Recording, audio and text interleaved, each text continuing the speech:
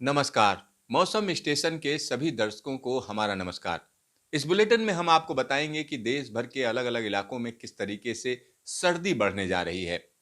Cold wave की condition पैदा हो सकती है, ऐसा मौसम विभाग का कहना है। लेकिन इस सबसे पहले अपने सभी दर्शकों से हमारा निवेदन है कि हमारे चैनल को सब्सक्राइब करें, इस वीडियो को ज़्यादा से ज़्यादा शेयर करें और ज़्यादा से ज़्यादा लाइक करें। तो आइए शुरू करते हैं, क्या है मौसम का हाल।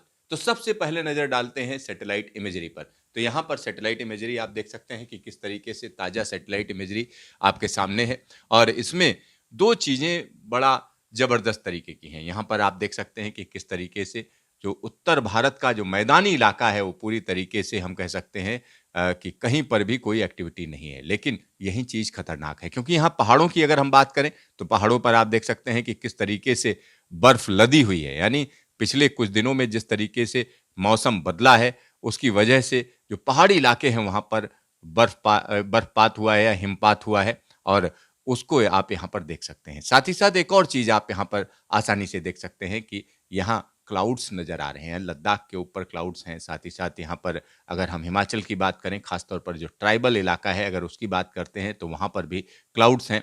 तो ये एक वेस्टर्न डिस्टर्बेंस है जो धीरे-धीरे करके आगे बढ़ रहा है, यानी स्लो मूविंग सिस्टम है जिसकी वजह से जो ऊँचाई वाली चोटियाँ हैं उन पर जो है हिमपात हो रहा है। लेकिन जब हम बात करते हैं कि मैदानी इलाकों की, तो पूरे के पूरे मैदानी इलाकों में आप देख सकते हैं कहीं पर भी बादल नहीं है। कुछ इक्का-दुक्का जगहों पर बादल हों तो हों, लेकिन बाकी जगहों पर बादल नहीं है। दूसरा एक बड़ा सिस्टम यहाँ पर आप देख सकते हैं कि किस तरीके से सऊदी अरब के ऊपर एक अलग तरीके का क्लाउड पैटर्न बन रहा है। यानी सऊदी अरब के ऊपर से होता हुआ हम कह सकते हैं ये पूरा का पूरा सिस्टम ईरान के ऊपर जा रहा है और एक बड़े इलाके में हम कह सकते हैं कि इसका असर देखा जा रहा है। और ये वेदर सिस्टम कहीं न कहीं बता रहा है कि आने वाले दिनों में किस तरीके की स्थिति होगी। दक्षिण भारत की बात करें तो आप देख सकते हैं कि पूर्वी तट पर, खास तौर पर जो पूर्वी तट है, उसके पास में जो पूरी क्लाउडिंग पैटर्न है उससे ये भी पता लगता है कि किस तरीके की हवाएँ चल रही हैं, किस तरीके का मौसम बन रहा है। तो कुल मिलाकर अगर हम देखें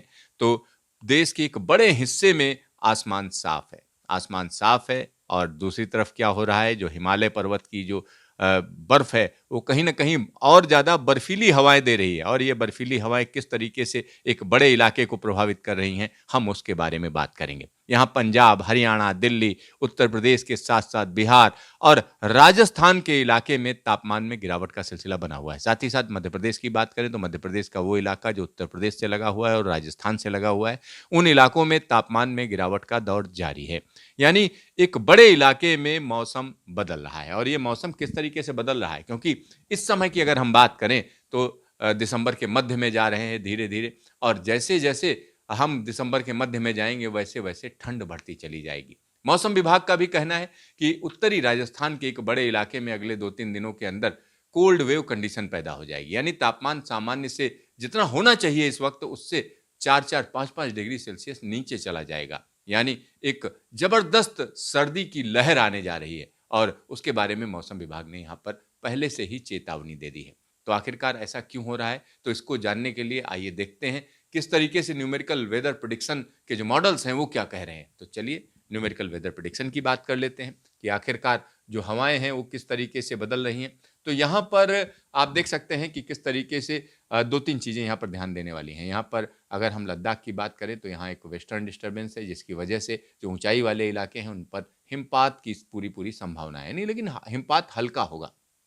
दूसरी तरफ अगर हम देखें तो यहाँ पर जो हम कह सकते हैं कि विंड पैटर्न है या हवा का जो डायरेक्शन है अगर आप उसको देखें तो 2 तरीके की डायरेक्शन दिख रही है। एक तरफ से आप देख सकते हैं कि वेस्ट से आने वाली हवाएँ और दूसरी तरफ अगर हम देखें तो ईस्ट से आने वाली हवाएँ। तो इन दोनों हवाओं का जो पैटर्न है कहीं न कहीं दिखा रहा है कि जो मैदानी इलाके हैं उनमें जो ईस्टर्ली विंड्स हैं उनकी घुसपैठ हो चुकी है। यानी एक बड़े इलाके में ईस्टर्ली विंड्स भी हैं और दूसरी तरफ क्या हो रहा है, कमज़ोर वेस्टर्न डिस्टर्बेंस है जिसकी वजह से हम कह सकते हैं जब ये सिस्टम आगे बढ़ेगा उसके बाद यहाँ पर ठंडी हवाएँ ज़बरदस्त तरीके से प्रिवेल करेंगी। दूसरी तरफ अगर हम देखें तो पाकिस्तान के ऊपर से आकर जो ठंडी हवाएँ हैं जो कि हिमालय से आ रही हैं, वो कहीं न कहीं राजस्थान में घुस रही हैं और ये हवाएँ गुजरात तक जा रही हैं यानी तापमान में गिरावट का सिलसिला गुजरात तक रहेगा, राजस्थान तक रहेगा और अगर हम उत्तर प्रदेश और बिहार की बात करें तो यहाँ पर भी मौसम ठंडा रहेगा। दूसरी तरफ अगर हम देखें तो जो यहाँ पर पूर्वी तट है वहाँ पर लगातार एक्टिविटी है,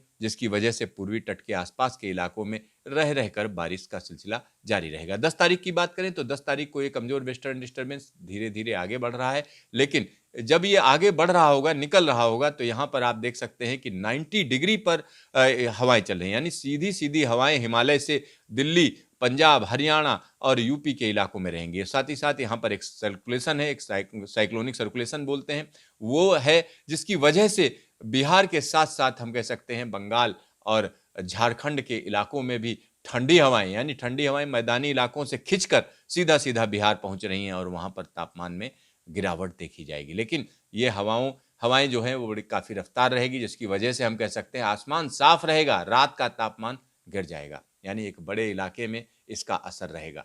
11 तारीख की बात करें, यहाँ से वेस्टर्न डिस्टर्बेंस आगे जा चुका है और हवाओं की जो डायरेक्शन है वो कहीं ना कहीं 90 डिग्री पर है, यानी सीधी सीधी ठंडी है बर्फीली हवाएं पंजाब, हरियाणा, दिल्ली और पश्चिमी उत्तर प्रदेश के इलाकों पर अपना असर डालेंगी। साथ ही साथ राजस्थान का जो उत्तरी इलाका है वहां के तापमान में अच्छी खासी गिरावट देखी जाएगी, यानी आधे हिंदुस्तान में कड़ाके की ठंड रहेगी, यानी लोगों को ठिठुरने के लिए मजबूर कर देगी ये ठंड। और दक्षिण भारत की बात करें तो यहाँ हम कह सकते हैं चेन्नई समेत पूर्वी तट पर एक बड़े इलाके में रह रहकर बारिश होती रहेगी। दूसरी तरफ देखें 12 तारीख की स्थिति देखिए, 12 तारीख को भी ये कड़ाके की ठंड का जो दौर है वो जारी रहेगा। और चलिए 13 तारीख की बात कर लेते हैं। 13 तारीख को भी यही स्थिति रहेगी, दिल्ली और आसपास के साथ साथ पंजाब, हरियाणा और उत्तर प्रदेश के साथ साथ बिहार और राजस्थान के इलाकों में जो गिरावट का दौर है, तापमान में गिरावट का दौर है वो जारी रहेगा। 14 तारीख की बात करें तो एक कमजोर वेस्टर्न डिस्टर्बेंस और निकल रहा है और ये कमजोर वेस्टर्न डिस्टर्बेंस जैसे जैसे आगे बढ़ेगा वैसे वैसे यहाँ पर